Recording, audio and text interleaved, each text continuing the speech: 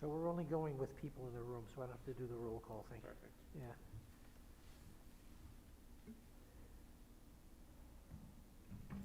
Hey, David, does this microphone need to be on? Yeah. For people at home to hear, yeah. Okay.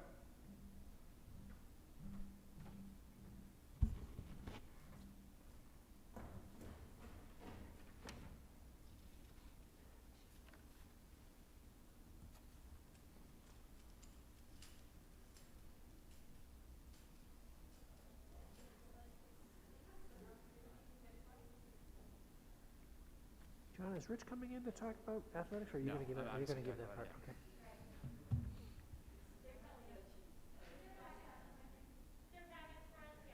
Yeah, see, I have folders. So I see and hear Sue and Jen, good. 5 of us. I think Heidi was up there with them too, right? Yep, good.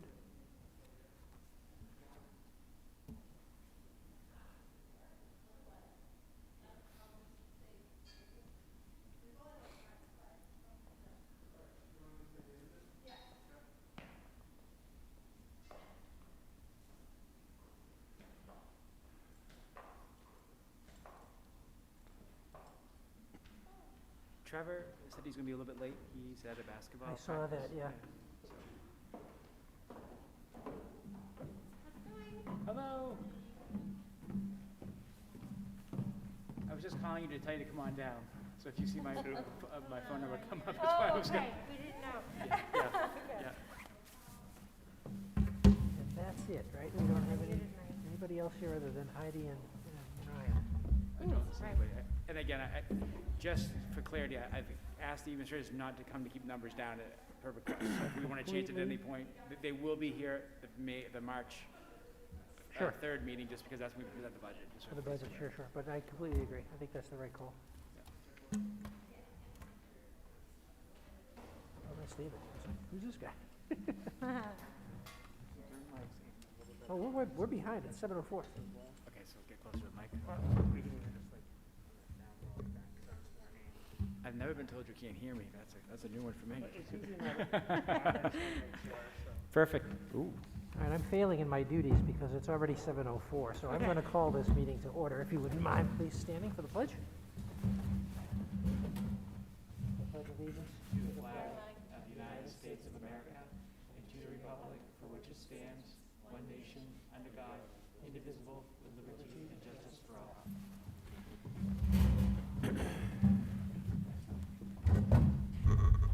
Thank you for coming. Can you see that light? I can. We have, no one has requested an opportunity to comment on it. It's not on the agenda, so we'll move directly into the report of the secretary. I would entertain a motion, please, to approve the minutes of our last meeting. I move we approve the minutes of the regular meeting of Wednesday, February 3rd, 2021. Second that. Matt, thank you. Any comments or questions? I thought another sterling job. Yep. I didn't find any issues or questions.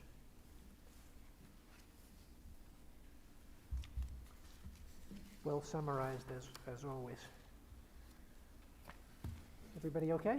Yep. Let's bring it to a vote then. All in favor, please? That is 5-0. Thank you. Okay, that brings us to the report of the chair. Firstly, the town officials meeting. We did, in fact, have a town officials meeting this morning at 9:30 via Zoom call, and several of you were there. Thank you for attending. Would any of you like to give a summary of what was said? I'll do it. Sure. Okay, so to start, John gave an update on the budget status and meeting dates. The referendum vote is scheduled for June 8th, I believe. Is that what we settled on? Yes, Tuesday. Yep, the 8th. okay. And then John gave a brief COVID update. He had met with the CDC this morning and mentioned that the York County numbers were starting to look better. Talked about constantly reevaluating the school communication regarding COVID, and I think he's going to talk more about that tonight. Perry talked about the medical marijuana on the Southburg ballot And there's 2 citizens initiatives regarding that and some zoning regarding that. Stress the importance of people in South Berwick, especially voting in June, so that the town can move forward with ordinances from there. He just sort of highlighted the fact that this was an important issue for South Berwick right now, sort of a hot topic issue. Dana from Elliott offered some of his help and guidance if Perry needed. Let's see, Perry talked about the hiring for the replacement of town manager. That's in process. There was some discussion with Dana and Perry about the boom in housing prices and how that would affect taxes. Dana asked for some clarity just on the percentage of the tax bill from Elliott to South Berwick and budgeting considerations and being sensitive to the pandemic and the financial stress that many families from both towns are facing and how that affects general budgeting concerns. Dana also talked about Elliott's citizens option meeting for their budget approval process, and that it's usually an open meeting, and so they are working on finding a way to conduct sort of an open air town meeting. So they're just sort of in discussions as far as options for that right now, how to make that work. And then there was just briefly touched on the planning that's happening with the SRO at Marshwood Middle School, and that's still underway. And that's pretty much it. Did I miss anything? I think you got it all. Good? That's great. I have Okay. nothing else in my notes. Okay. Thank you for that. The second item on the report of the chair, I want to give an update in response to community concerns related to something we were talking about just a moment ago, Jen. Individual members of the MSAD 35 board have been receiving inquiries and input from members of the community about these upcoming ballot initiatives and draft ordinances related to the growth and sale of adult recreational marijuana in the town of South Berwick. A particular concern has been raised about the potential proximity of those facilities to the high school. As a board, we are always concerned about the health and well-being of all of our students, and as prescribed in Maine state law, the safety and usefulness of the schools. The 2 areas where we can act as a board are in education policy and curriculum. The district already has strong policies about possession and use of a variety of substances, including marijuana, on school grounds and at activities sponsored by or related to the schools. The MSAD 35 District Policy Committee will continue to evaluate our policies to ensure that we provide a safe environment for all students to learn amid an ever-changing legal landscape. As a district, we strive to continually update our curriculum as well across all subject areas to ensure that we meet our mission, which is to challenge and support all our students so that they may acquire the knowledge and skills required to become curious, responsible, productive citizens, well prepared to meet the demands of our changing world. We will continue to enhance the health and wellness offerings across the district to ensure our students are given the tools necessary to value their personal health and wellness. MSAD 35 continues to foster a sense of civic responsibility for our students, beginning in pre-kindergarten with our morning meeting curriculum, all the way through our required year-long civics course at Marshwood High School. We expect our students to serve the communities in which they live and engage in appropriate discourse as community issues arise.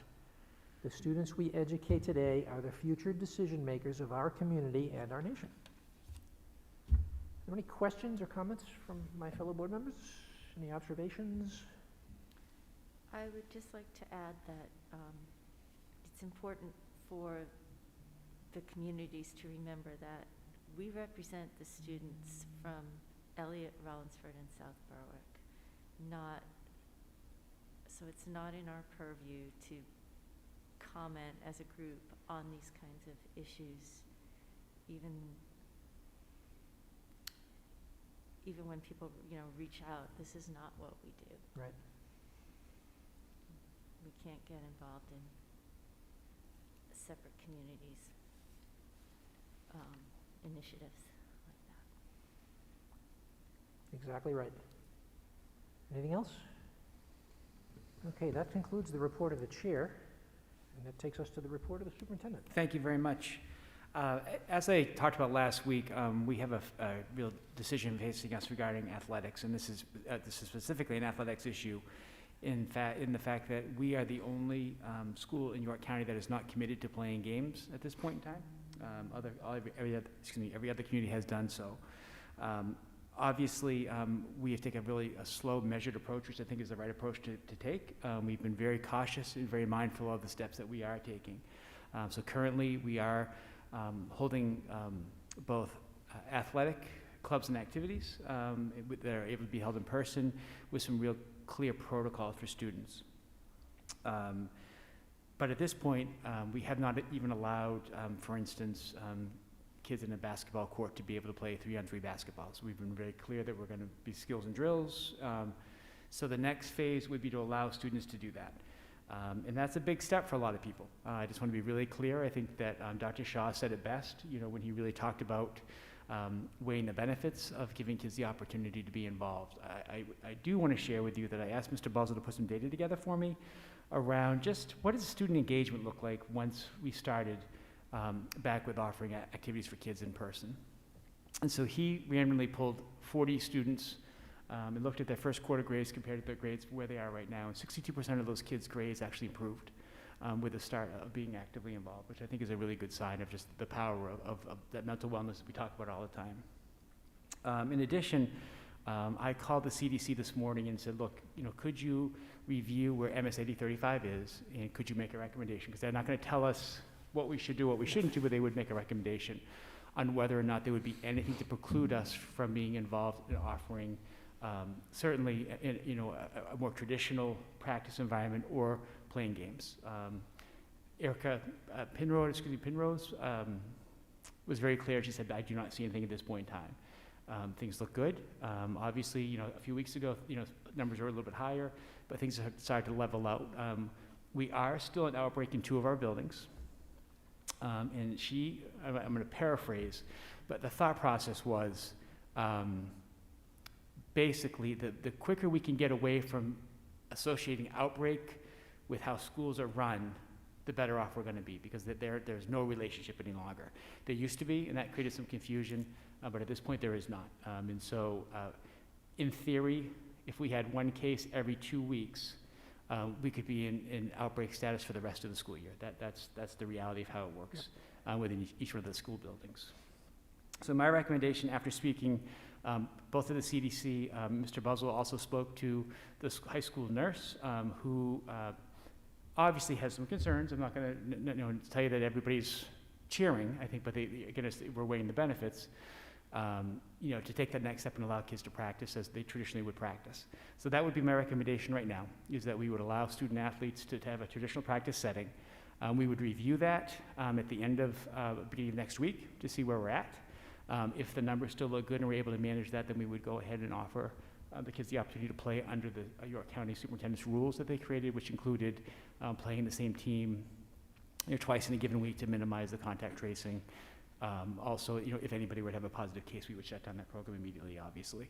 The only caveat to that would be, I'm not a seer, I guess, but there's an opportunity that Friday we could be in the green, which if we are in the green, that would change.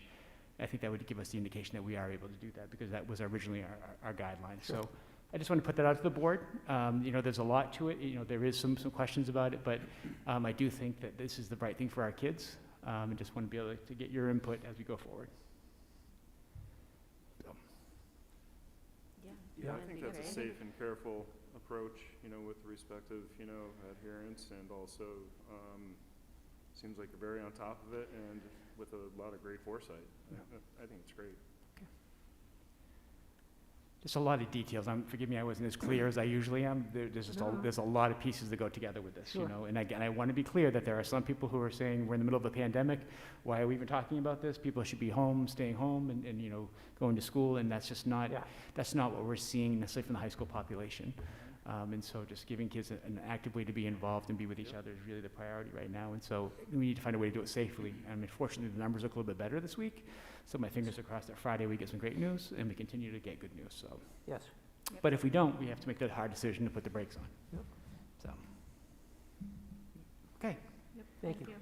Thank you.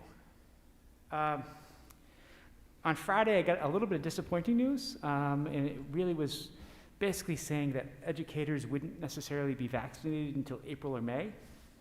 And frankly, that was discouraging for me.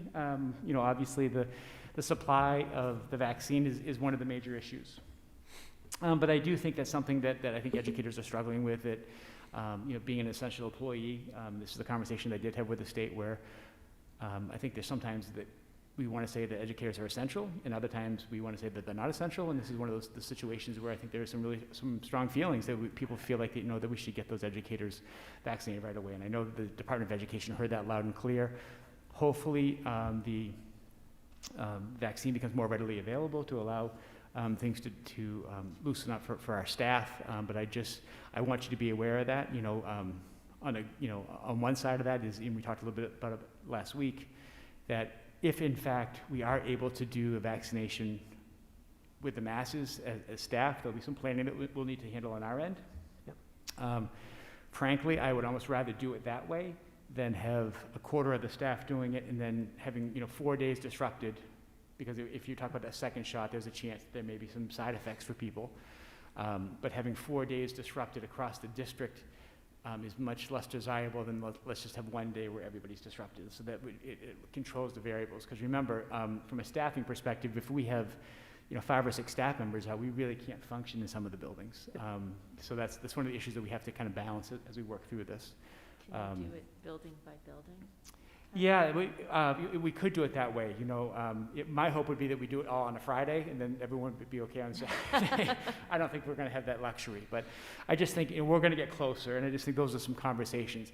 We have not been approached at this point about hosting a site yet, so it might be kind of you sign up and first come, first serve type of situation, which is a little bit concerning if there continues to be the side effects, and then that's something that we're just going to be aware of, because it is tricky that we're balancing when staff are out, and then if we have some close contacts on top of that, that really creates another layer that we have to manage through. So we would have to consider that as we kind of as we build our next steps. So I just wanted to make sure that I was being clear. That's kind of where we are right now. We're hopeful. And again, I can't tell you how appreciative I am of our staff. They're working really hard to make this go. And again, by my rough math, tomorrow's our 100th day of school.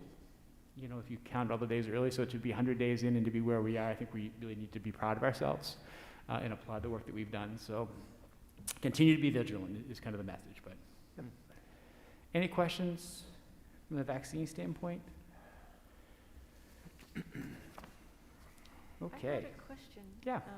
I listened to a report today with, I'm trying to remember all the doctors and professionals that were on it, talking about the deep cleaning thing of schools being almost pointless if you have a case in a room. Are we still doing that, or have we realized that it's not? We still do that. So for us, there's kind of different levels of cleaning. And so like at the high school, for instance, if one class leaves and another class comes in, there's some wiping out of the desks the kids are asked to do. So that's kind of like the surface level cleaning.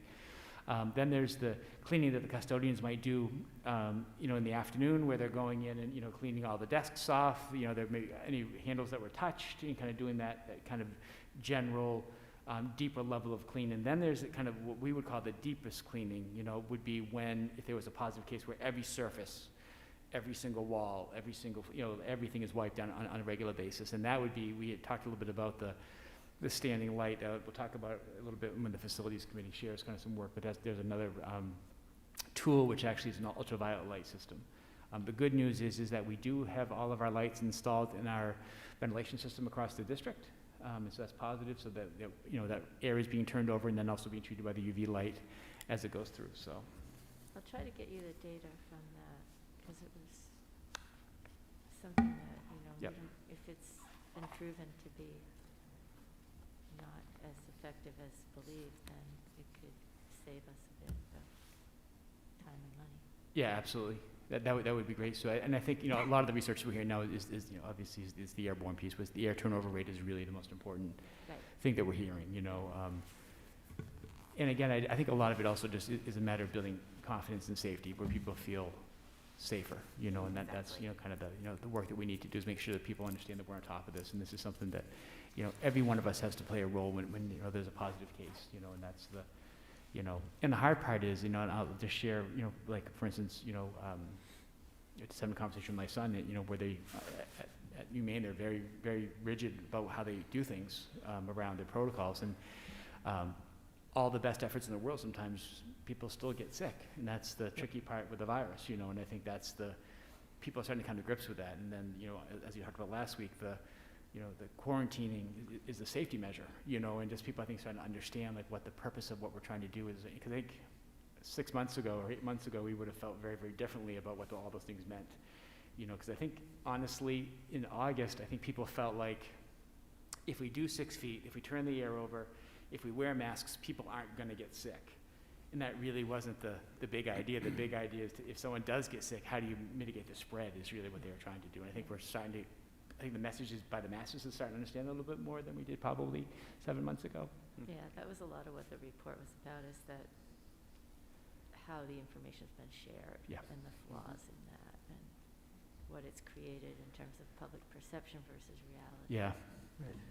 And teacher perception is something that's come up with the superintendent meetings, where I think when the CDC initially came out, they said 3 to 6 feet in between, you know, spaces. And so we went, you know, I think 6 feet 6 inches, or anything over 6 feet, I think is what we ended up following on, just because we wanted anything we could do to be safer, and we had the luxury of being able to do that. Other places didn't, so I think there's some questions that are being asked around the state. Hey, look, is it 3 feet that's really safe? Is it 6 feet that's really safe? And really having those conversations. So I think this is some of the things, as we start to plan for next year, is that we're asking for some clarity. Like, if it's 3 feet, then say it's 3 feet. If it's 4 feet, say it's 4 feet, you know, but let's just, you know, the range is, I think, you know, obviously each building has their own decisions that they have to make, and they have the physical environment, but I think really the feedback from the superintendents to the Department of Education and to the CDC is that we need concrete, specific, you know, they were not going to give us requirements, they're going to give us recommendations, but exactly to your point, Sue. Anything else? Speaking of ever-changing environment, our state assessment system is under a little bit of a transformation, I guess is the best way to say that. And so we have kind of been monitoring this. Heidi's been doing a lot of work just trying to stay on top as to where we are, and I just wanted Heidi to provide you an update this evening, just to let you know kind of where the state is in the midst of this transition.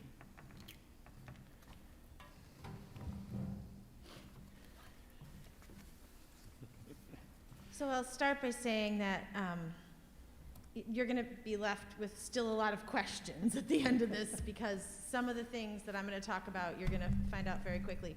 They don't have it figured out quite yet, but I'm just going to give you the state of affairs, kind of where we've been over the last year, and what has been decided, what changes are coming down the pike that we're aware of, and the ones we suspect. So, David, you want to give me the next slide? So this is a little bit of context. So normally we would take our MEA or Empower test in March and April. That's our typical testing window. Obviously last spring, the pandemic hit, state assessments were waived, so we did not have a state assessment. Kind of parallel to that, the Department of Ed started talking about changing their assessment vendor, and that has happened. So they have ended their contract with Cognia, which was the vendor that wrote the Empower test. So the Empower test is no more. That's the test we've used in grades 3 through 8 for the last probably 5 or 6 years. They're no longer going to be using that test. Along with that decision is the decision that the SAT is no longer going to be the test for third-year high school students. So that doesn't mean the SAT won't be given. It means it won't be required. And so I'll talk about that a little bit more as we get further on. We were hopeful in the fall that we would get an indication from the Department of Ed about what was going to happen with spring assessments this year from the federal level.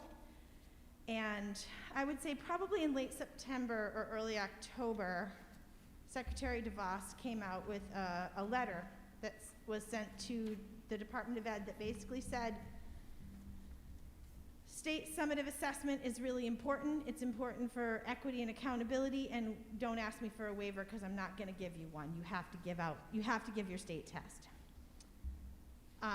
Obviously, we have had a change in administration since then, and we have a new Secretary of Education, so we haven't heard anything different than that yet. Although the Department of Ed did do some work around, some prep work around a waiver, and if that option becomes available, they may decide to submit it. What is happening at the state level is they are preparing to develop a new assessment. It's about a 2 to 3 year process, and they're trying to involve teachers and administrators in the generation of, not the test itself, but sort of in the creation of what we want the assessment system to look like and what kind of value system it should be built upon. So that will be good to be involved with, but where we're at right now is we have a gap. So we had an old assessment system, and now the state's saying, well, we don't want to do that one anymore. We want to build a new system, but we don't have it built yet. So we're going to come up with an interim solution, which you'll hear me talk about next. The next slide, David. Okay. So this is right off the state website, and it's kind of busy, but it basically is their assessment calendar. So every year they put out a calendar that says, these are the assessments we have, these are the windows you need to give them in, and these are who they're intended for. One thing they've done across the board this year is make those administration windows broader, with the exception of the science test. Those windows have gone, say, from an 8-week window to a 13-week window, or from a 4-week window to an 8-week window. And they're doing that largely to give schools the flexibility they might need to get kids assessed when maybe they're only coming to school 2 days a week in some cases, or that sort of thing. Can I have the next slide, David? So there's some places where we're not seeing change. So we participate in Maine as a member of the Multi-State Alternative Assessment System. So this is an assessment that's given to our most significantly disabled students, and it's about 1% or less of our population that participates in alternate assessment. That is not going to change this year. The only change is that we're adding science to the MSAA. We previously used a system called PAPE for science. But it's an online test, and the teachers administer it with the students. It will be all content areas, and again, it's grades 3 through 8 and third year high school that will take that. Likewise, the access test, which is what our English language learners take, there's no changes to that either, aside from the expanded window. So those are basically the same. And the next slide, David. Science is the one area where we have seen some positive, clear movement. We adopted the next generation science standards in the state a couple years ago, and the assessment for science had not yet caught up to the next generation science standards.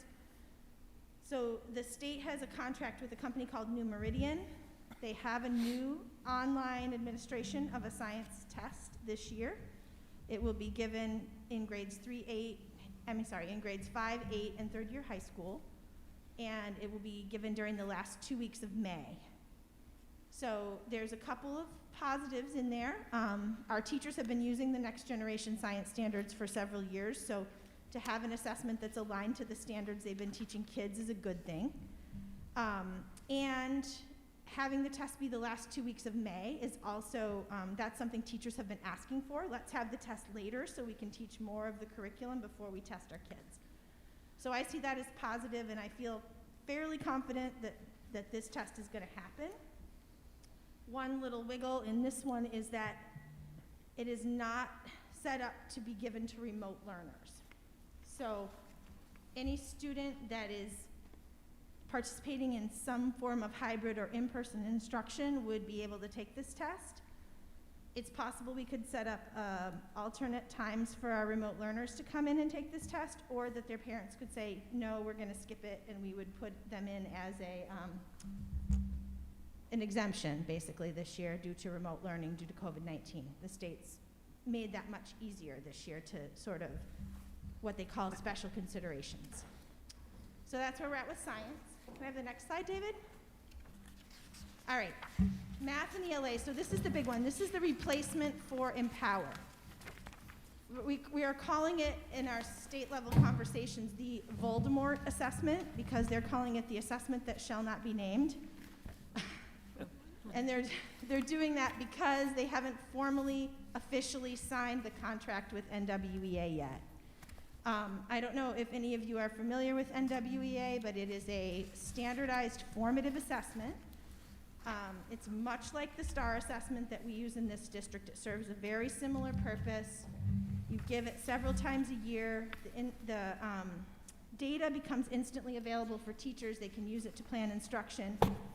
So in that way, it's excellent. And what the state of Maine has said is, what if we paid for that for everybody, and we were able to use those results as an interim solution until we can get our new assessment built? So those are the conversations right now. As I said, it's not finalized yet. It's all in a tentative phase. They're looking at probably a 2-year contract with the company that shall not be named. It will be a spring administration.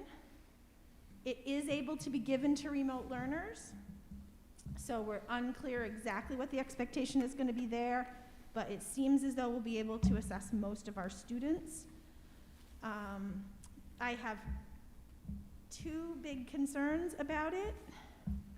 I have one concern about the 2-year time frame. It takes 2 years to get good at something, so to do something for 2 years and then have to shift again and do something else is a little troublesome to me. The other concern I have is they're still talking about a spring administration, which is April, and it's February, and they're still not saying the name of this assessment out loud. So I'm struggling to see how those districts like ours that aren't currently using this tool are going to get onboarded and trained quickly enough to do this well. I'm just putting my concerns out there as things that we've been talking about as curriculum directors across the state. This is a moving target. We don't have the answers yet. They haven't been super clear about it, and as soon as I know more, you guys will know more. Have the next one, David? Heidi, before you go, on to the next one. At what grade levels? Oh, I'm sorry. This would be the same grade levels we've tested in the past. So 3 through 8 plus Okay. 3rd year high school. Got it, 3 through 8 plus 3rd. Okay, thank you. Yeah. So with regards to the SAT, as I said earlier, the SAT is no longer going to be the required test for 3rd year high school students. We, however, feel very strongly that the SAT is something portable that our students can take with them, and we want to make sure that we make it as easy as possible for them to access this assessment. So we are going to be doing a school day administration here at Marshwood High School on March 24th. That is something the district is going to pay for students that decide to take it. The high school guidance department is managing, getting kids signed up who are interested in taking SAT and doing the organization around that. The way I phrased it to them when we talked was I said, I really hope that you put this out to students as, yes, it's optional, but it's strongly encouraged, because it doesn't hurt you to take this. You don't have to give your scores to anybody, but if you have them, you have them, and that's a good thing. So that's kind of where we're at with that one. So Heidi, can I just share something real quickly too? And Sure. I just think it's good to point out something. So it's not, as, and I know you all know this, but I think it's important just to reiterate, to remind ourselves, because I think sometimes we lose the details. To give the SAT that's a chore, because now we're talking about, the Monday, Tuesday cohort, the Thursday, Friday cohort, bringing students into her remote. So there's a lot of moving parts when you're bringing people into the building. And so for the remote students, you're creating a mini cohort for all of them as they come together. We are going to create a cohort with our Monday, Tuesday students, because we're going to bring them all together. And so what we've done when we did the SAT was that we spread the desks out, and I believe they're all 10 feet apart, just so if there were a positive case, then our contact tracing would have a little bit more flexibility. And so it may not be everybody that would be involved because we were so spread out. But those are the types of things, even with something as simple as you would think, hey, we're going to give the SAT, it makes a lot of sense. There's layers to this that we have to be mindful of as we kind of go through things. I think we lose that sometimes. So, sorry. Everything's trickier with COVID. That is the understatement of the year. I think. David, can I have the next slide, please? So the last thing I wanted to mention was just AP testing. This was actually a topic of conversation this morning on my curriculum director's call. What happened last year with AP testing was they had to kind of scramble to figure out how to give AP tests in the spring when everybody was remote across the whole country. And they gave them digitally with, from what I heard, kind of mixed results. Some of you probably took them and were like, I don't know. So they have a different solution this year. There's a flexible approach to the testing, so they are going to have 3 different assessment windows. So normally, if the AP Bio test is given on May 6th, then everyone takes it on May 6th at the same time. This year, there's going to be 3 different windows that you can choose from when you're going to give the test. They're also going to have a paper pencil option and a digital option. So you could choose to be an in-person student and take a paper pencil test like you normally would. You could choose to be an in-person student and take a digital test here at school on a computer. Or you could be a remote student and take your assessment digitally on a computer. So there's 3 different ways to get it done. And that's all I know about it so far. That was that meeting this morning, so. And yeah, I think that's about all I had. I just wanted to kind of update you. Does anybody have questions? I have a question. Hi, this is Heather. I'm very familiar with NWEA MAPS testing, and I was just wondering if there was any discussion in regards to like an open contract with the company, because I know in the district I worked in, I was able to administer the test 2 to 3 times per school year, and that also gave a nice data point and gave the students some practice with taking the test. And also, I just wanted to state that I also share your concern if it's going to be a 2-year contract. That's not going to give us the data we need in order to support the students and to analyze over a time period. So to answer the first part of your question, yes, the state's intention is to give us NWEA and let us use it like you normally would. So if we wanted to give it fall, winter, spring, we could give it fall, winter, spring. We would only have to report the spring scores to the state, but we would be able to use the growth scores. With regards to sort of longitudinal data, that is another concern I have, because we have about 8 years of STAR data that we have longitudinal data on. And so if we were to make the switch to NWEA and choose to give up STAR because they're very similar, we might lose that data, or at least it would be difficult to compare sort of student data from one platform to another. So I have a few concerns about that. Yeah, I wonder, Heidi, are they owned by the same company though? No. They're not anymore? No. STAR is Renaissance is the name of the company, and one of the main reasons there were a couple of reasons we went with STAR when we made the switch, because we used to use NWEA about 8 or 9 years ago. The reporting suite at the time in STAR was much simpler for teachers. From what I've heard, NWEA has come a long way and the reporting suite's excellent now, so that's a good thing. But the other thing is that STAR can be used for progress monitoring, so you can give it as frequently as every 2 to 4 weeks if you want to progress monitor a student. And NWEA is not designed to be used that way. It's only designed to be given during the benchmark windows. So it's, we would lose a little bit of nimbleness around progress monitoring if we move that way. So we're just going to have to wait and see what the state tells us when they finally tell us something, and then make the best decision for our district. Heidi, NWA is still there's still 4 windows, correct? You can set it up for 4 windows, yes. Okay. As I understand it. I mean, Because we used to use that in the summertime if new students moved in and they weren't sure if it coming from homeschool to, as a data point to be able to help with some placement. Yeah, we can still do that. Okay. It's just you can't do that sort of more frequent Yep. checking in. Yep. Awesome. Any other questions? Thank you, Heidi. Helpful, thank you. Thank you.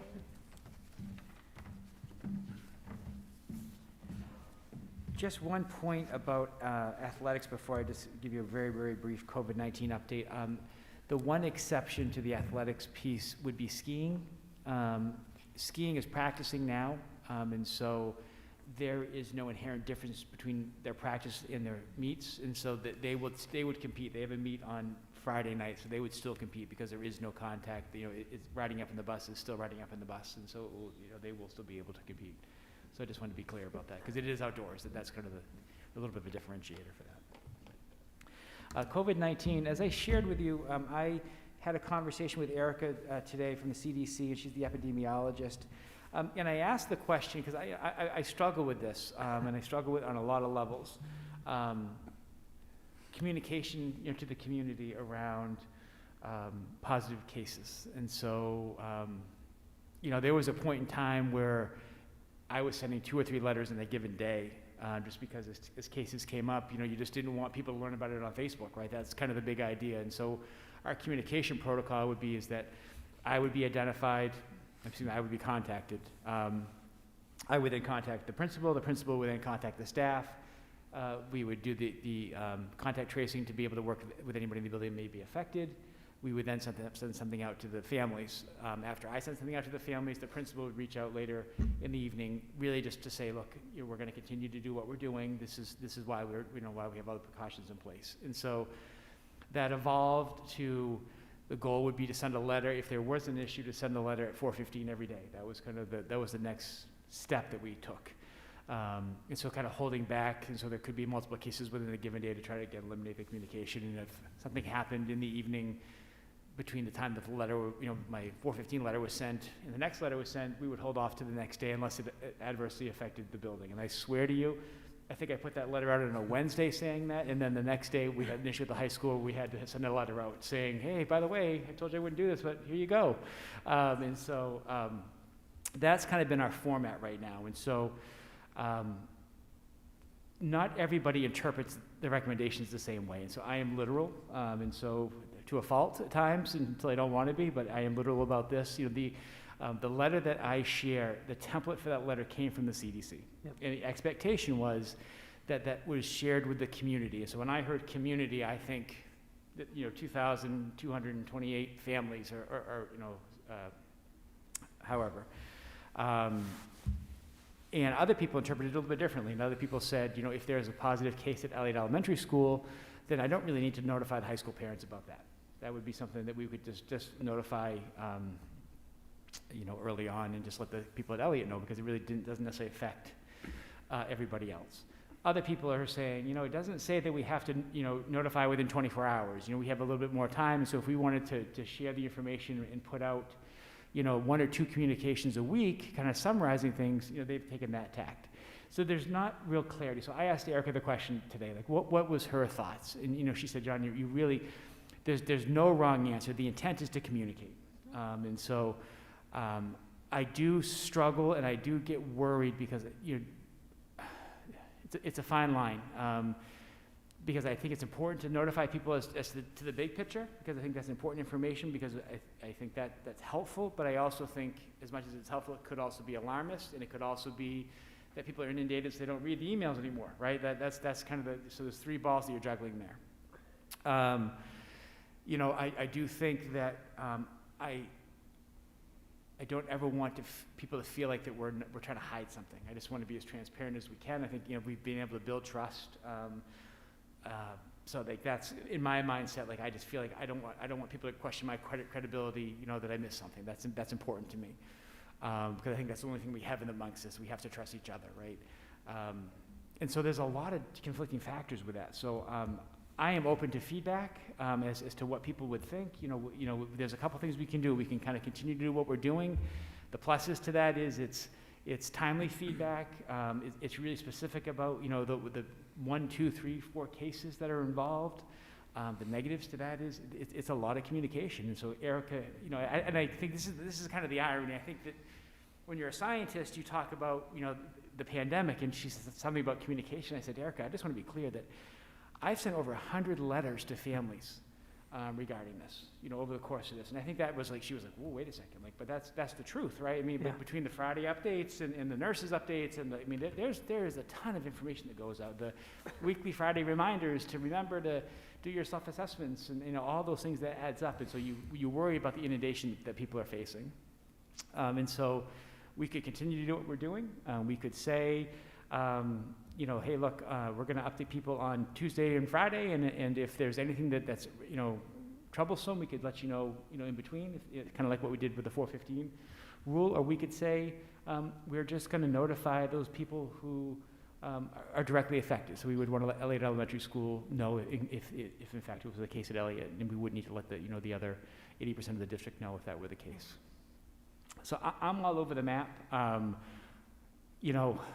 just want to put it out to all of you. I mean, I know that it's, if it's up to you, if it's up to me, that's a different conversation, because I think I have to worry about my own concerns around that. I think there's a pattern and a flow that I have to make sure that we get into. I just don't ever.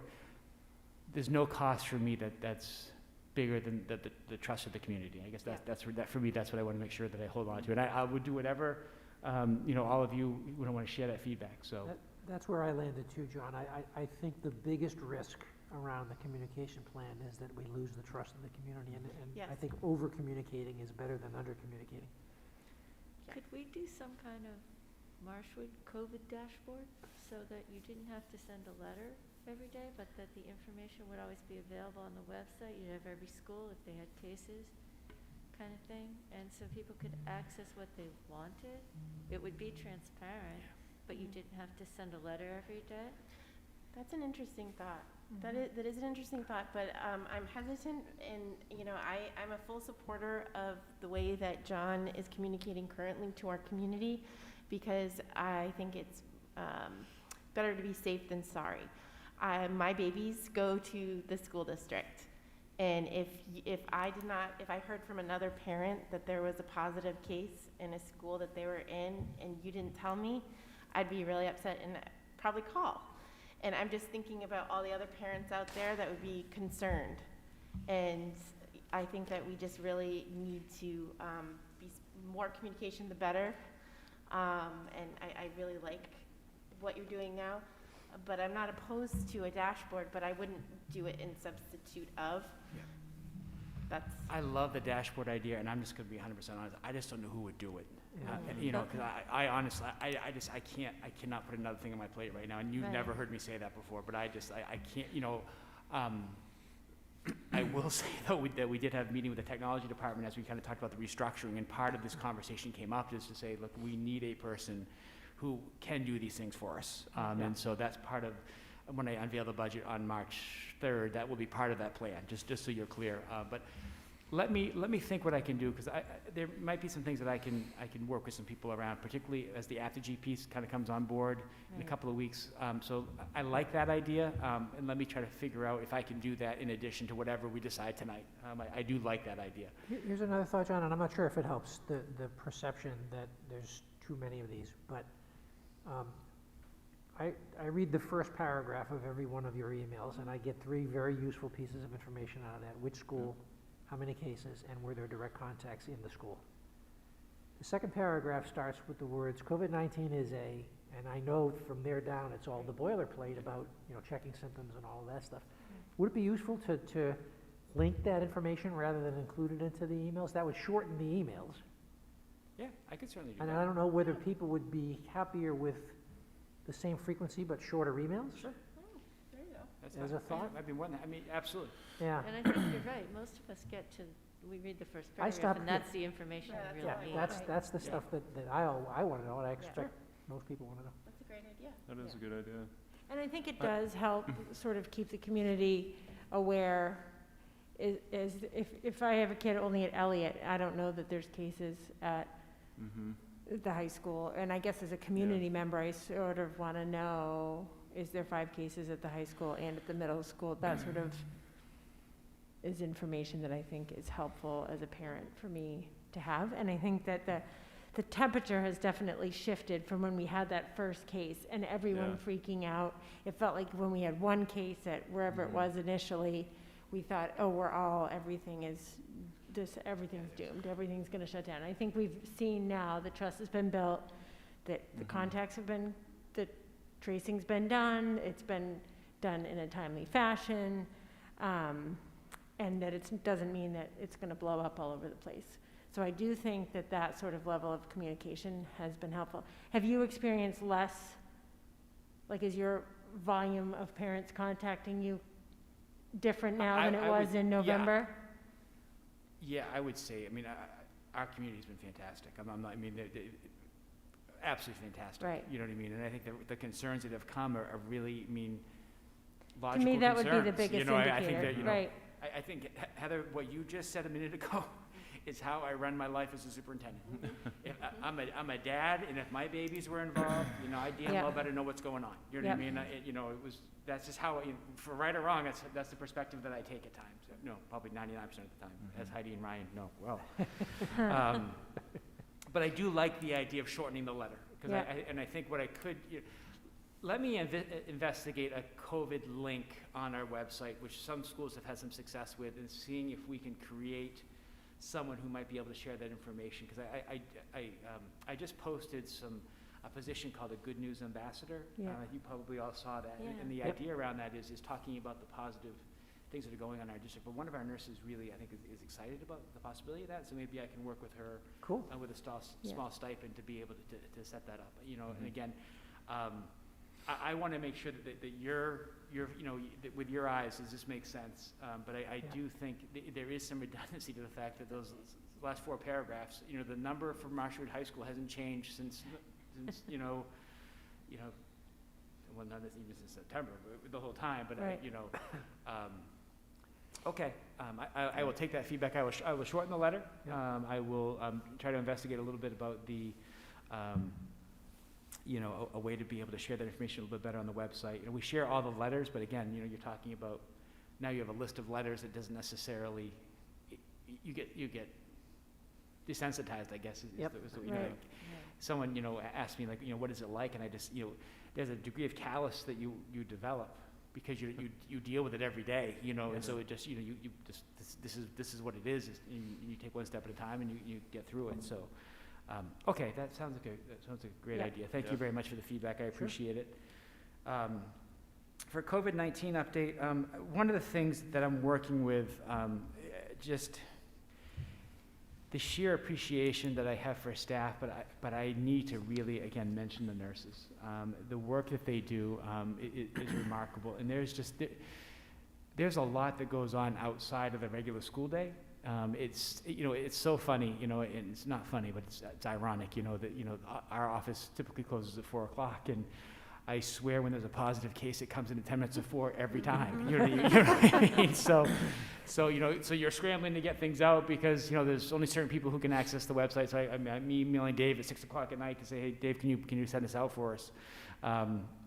But the nurses are doing that work to be able to do the contact tracing, and so that's happening, you know, 2 or 3 hours at a time for every one of these cases where there's direct contact. And so what they do is they say, okay, when was the infectious period? You know, were they in the building? And is there close contacts? And our families have done a really wonderful job of, if people are ill, kind of keeping them out. And so I kind of mentioned this morning, but when you see an email that says there's a positive case but there's no close contacts, like that's a celebration to me of the hard work that the community's taking around that. Like, we're taking that seriously, which is great. Because if you have 2 or 3 of those, it sets the entire district back. I mean, there's no other way to say that. And so one of the issues that's come up is that February vacation is coming up, and our nurses and staff don't work over February vacation, but unfortunately, COVID still works over February vacation, right? And so I need to come up with some way to compensate a nurse to be able to work over break in the event that she's or he is called if there's a positive case, and I don't want to have 5 nurses sitting by, you know, the email feeling like they can never get away, because how do you ever charge your battery if you're living it every second? And that's where we all are at right now. That's the reality. I mean, I think you see it, you know, when any of you send an email, I probably respond within a half hour because I'm refreshing my phone, it feels like, which is just this unhealthy habit that you create, but we've all had to accommodate because there could be a positive case. And so I'm working right now of creating a plan to be able to get one of our nurses to be able to help over February vacation and allow the other 4 to be able to get away a little bit. And that's the reality where we are, and that might be, you know, some per diem work. I'm not sure how we'll structure it, but I will talk to that nurse. But I just kind of want to give you just the reality of where it is, because I do think it's important to allow those people to get a little bit of time, you know, to clear their heads a little bit. You know, the principals are kind of in the same boat. They don't have the luxury of doing that right now, but that's kind of where we're at. So that's one of the issues that we're facing. The community celebration of just the hard work, I think it's important to note. You know, we still have cases, but, you know, really to hear from the CDC how positive things are is great. And I will tell you, if you ever feel low and you just feel like, okay, this is getting to be too much, you know, if you walk into one of our elementary schools and just feel the energy from those students, it does your heart well. And just to walk in and to have, you know, 7 kids say, "Good morning, Mr. Caverly, how are you?" You know, and just to have that, you know, when you see those first graders or those pre-Kers, it's powerful. So it's just a really great, conversation, a great statement to the work that our teachers are doing. Those are really the 2 major issues that we're facing right now. We talked about vaccination already, which is just kind of one of those upcoming things that we need to be aware of. And again, we hold our breath anytime there's any type of vacation, you know, because when you look at statistically, people are starting to find more and more is that when kids are in school, and I don't mean just physically in school, but just attending school during the week, you know, there's less cases, whereas when there's the vacation seems to be the time that there's the fallout after the breaks. And so it's the 2 or 3 days after the winter break. It's 2 or 3 days after Thanksgiving break where we start to see the cases. And so really just kind of holding your breath over the next couple of weeks and to see where we're at. So I am counting down the days so we can have the tents back up, so we can be back outside again as much as possible. Those are really good days, but when it's 9 degrees out in the morning, this is not the time for that. So we're doing the best. And then just again, I know we've talked about it a lot, but, you know, we did plan for the heating bills in the buildings to be much higher, just because, you know, we have opened up the airflow tremendously. So we're having to run that heat much more. We're running the heating systems. You know, we typically used to run the heating systems from 6 in the morning until 4 in the afternoon. Now we're running them from 5 to 10 in the evening, just to make sure that anytime anybody's in this building, that air is constantly being turned over. So just so you're aware of that. And I know it might be mentioned with the facilities and finance, but the last thing I wanted to mention was that we have purchased 7 ceiling tiles. And basically the ceiling tiles have computer fans on them. And the computer fans turn the air over and allow air exchange, and it goes through a UV light and be able to filter the air. And so there's a few classrooms, and I'm going to use the word classrooms. They're really like where a speech and language pathologist might work with a student. You know, not necessarily enough for 20 kids, but maybe to do a one-on-one or a 2-on-1 conversation. So rather than having to reroute our entire air exchange system to those classrooms, we're able to do it with a ceiling tile and be able to turn the air over and still have the exchange rate that we want to have, which is really important. So there was 2 or 3 places in our school that we were really concerned about, just because, you know, it would have been a major overhaul to be able to, you know, to get the air exchange system into those classrooms. And particularly like in our older building, Central School was an area where we were a little bit concerned. And sometimes if you go into the buildings, there's some, what might have originally been closets have turned into kind of classrooms, you know, or offices. And so like those are the areas that we're being mindful of. So we're working on that right now. So. Any other questions about COVID right now? Again, it was funny. I went to the dentist today, and they asked the question about, you know, kids giving you a hard time about wearing the masks, and I go back to that. I mean, I haven't. Honestly, the first week of school, as I said, there was a kindergartner, I think, who had to wear a face shield because he was not happy wearing a mask, and I think even now he's wearing a mask. You know, so I mean, it just has not been an issue. Yep. And I just Awesome. I just want to applaud, you know, our students, you know, the seriousness that they take it, you know, our families, the seriousness that they take it, and the understanding and the trust that we're trying to build, you know, amidst this difficult time. So. Yeah, for sure. The last thing just is sad to say Paul Brisson, who started working at Marshall High School in 1996, has been a science teacher for a lot of years here. He particularly taught AP Bio, and just a really super man. He was also the tennis coach for a number of years, and so just a person who's been actively involved, had children that have gone through the school district. He is going to retire at the end of this year, and so I'm very, very happy for him. It will be a loss for us, to say the least, but I want to wish Paul well, and I had to send him a letter on behalf of the board, just thanking him for everything that he did. But he did get his retirement in prior to the March 1st date, which is outlined in the contract. So that was why he did that. So just wanted to, again, thank Paul publicly for all his hard work. Yes. So, and that concludes my report. Okay, so Interactive's doing another card making event. This time it's going to be for Valentine's Day. So the club members are going to be making them at their house, and then they're going to be picked up and delivered to local nursing homes. Student government have been planning a lot of really exciting ideas, like we're planning on creating a wellness newsletter that goes out every week. So we're going to be giving like physical and mental health tips, and then also like important events and things like that, and then posting them around the school, and then also sending them out to the virtual kids. We're also thinking about having a virtual spirit week, and then just a bunch of other activities to just overall help improve morale within the school. And now that non-athletic clubs are able to meet, we're going to be having a lot more clubs form. Like, for example, we're going to be getting a science club most likely, which we haven't had in the past, so that's exciting too. And then pre-existing clubs are just being a lot more active overall. And then the juniors and seniors who applied to National Honor Society were notified about whether they're accepted or not. And then the induction ceremony is going to be virtual this year most likely. Okay, that's all. So just a correction, I'm pretty sure the National Honor Society, they're planning on doing it in the spring. Oh, okay. Whoops. Yeah, and, okay, besides that, so the, My bad. Were they notified though? Yeah. okay, so for the 2022 sponsor, well not sponsor, but the fundraiser that we did, we had an update. I checked it this past Sunday and we're at $4,200. Cool. Looking pretty good. And so for sports, hopefully I'm not saying anything we said earlier, but the basketball games, their first games will be on Tuesday. Boys are at York, girls are home.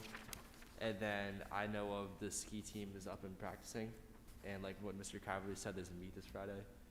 And then, so one thing that's interesting that sports team are actually going through is time slots in the gym. We find ourselves being really different because I haven't experienced a 7:50 at night practice before. Definitely changes it up a little bit, but it's working and I'd rather be good in the gym. Thank you. Okay. That brings us, I believe, to the report of the committees. Finance and Facilities did meet earlier this evening, just prior to this board meeting. I'll give a summary of the numbers, and then Matt, you can give us a summary on the facilities, transportation, and food service stuff. First thing is then we have an agenda item for new business to vote on an extension on the 2021 TRA and the loan that we took out to cover the repayment of the CRF money. Let's see, revenues are ahead of expenditures and both are under budget. Our general fund cash balance is right about where we want it, so that's a good sign. The grant money, Title I, Title II has been coming in. The local entitlement money has been lagging, and we think that's because the same people that administer that are also administering the CRF refunds, so they're pretty busy. Adult education continues on the glide slope toward break even by the end of the year. School nutrition, we're running a bit behind on the reports. We don't have the numbers yet for December and January, so we'll wait to see those. And then again, the CRF money, the ability to expend has been extended through 6:30. It has to be documented by 9:30. We've received back something over $300K from the state. And Brian, I think you told us that you've got a September submission of about $200K and an October submission of more like $450K. So once those get processed, we should see those funds as well, and then some larger amounts in November, December. Yeah, so general fund financial statement, we're at about 44.2% of our budget left, which typically we would be more like 41.6, so that's a little bit better. It's good to be above that number than below it. Roughly $800K ahead for now, but expenditures coming up will likely eat into that. We've got both of our three payout months, payroll months behind us, so that's good.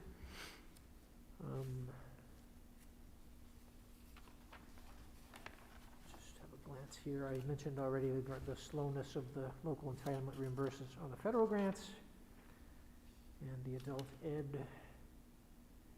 And I mentioned the motion we're going to have to deal with later around extending the term of the loan. So we'll talk about that when we get to new business. That's pretty much the numbers. Did I miss anything? Those of you who were there? Did I tell any horrible lies? All good? Okay. Go ahead, Matt. Thank you. All right, for facilities, we have a couple of upcoming expenditures for HVAC work at Central and Elliott Elementary Schools. John and Ryan met with Rich Jakes regarding installing an HVAC system for a couple of rooms not connected to the main HVAC system. It includes ceiling tiles with circulation fans to increase air exchange. CRF money can be used for the equipment purchase, and we're looking at purchasing 8 of those ceiling tile units. I believe it's eight, correct? Yeah. 8. We're looking at purchasing a large stand with UV lights for sanitizing. And currently, looking at buying 1 of those potentially. We're also looking at the overhead costs associated with the purchase of the UV lighting equipment. One idea is to identify a possible 6 classroom rotation and looking at possibly sanitizing after band, for example. That's about it for facilities. Transportation, nothing new to report, although transportation is going smoothly. Food service. We're looking at sending out information tomorrow for meal pickup. The schedule will be Monday, Wednesday, and Friday for pickup days, and we're also looking at a delivery option for February break. That's all I have. That was everything I had to. Thank you. Ed policy will next meet on the 24th of February. And that brings us to new business. And we have a bunch of second readings for policies that we did the first readings on last meeting. So if I can have a motion, please, on the EBCA. Motion to approve the second reading and discussion of Policy Comprehensive Emergency Management Plan, EBCA. I'll second, Jen. Thank you. Nothing's changed in the week since we last looked at this, I presume? Any comments or questions? All right, let's vote then. All in favor? That's 5-0. Thank you very much. May I have a motion on JRA? I move to approve a second reading and discussion of policy student education records and information, JRA. I second. Heather, thank you. Questions or comments? All right, all in favor?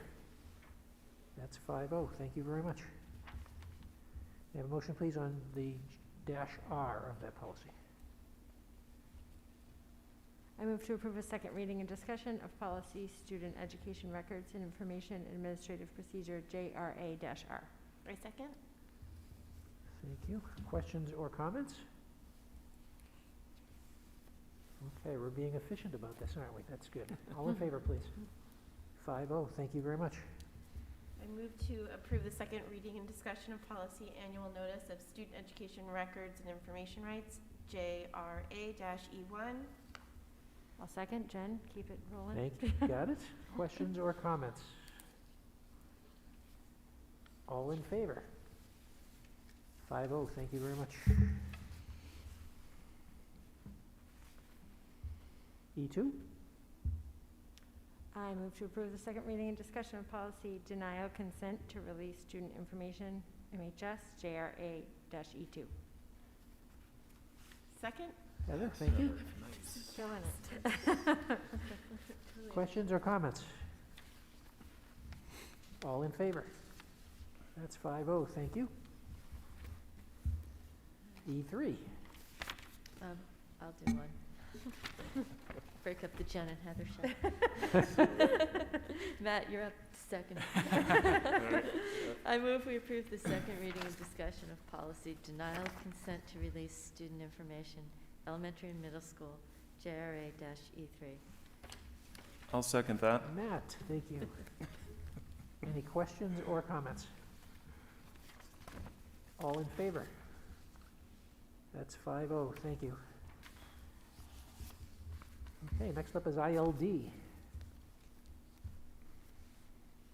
I'll move that we approve the second reading and discussion of policy educational research, student submission to surveys, analysis, and evaluations -ILD. A second. Thank you, Sue.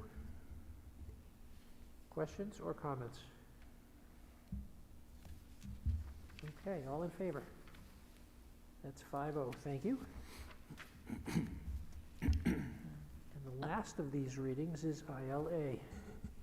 I'll move that we approve the second reading and discussion of policy student assessment, ILA. I'll second that. Nat Taylor, thank you. Any questions or comments? All in favor? That's 5-0, thank you. And then our last little business of tonight, which we discussed previously, may I have a motion around the extension of the term of the loan? I move to authorize extension of term of $2 million tax and revenue anticipation note. I second. Heather? Okay, brief discussion before we vote? Yeah, absolutely. So, I mean, the purpose of this is that the reimbursements are coming back slower than we anticipated. Yep. So, in theory, or in the current paperwork would be, by the end of this month, we would have to have everything paid back, and just with the reimbursements coming back as slow as they are, we need more time to be able to have the state catch up. So this is really what that's for. And by how many months are we extending the term? 2 months. Okay, so that's 2 months of additional interest. So it's April 30th, Brian? Perfect.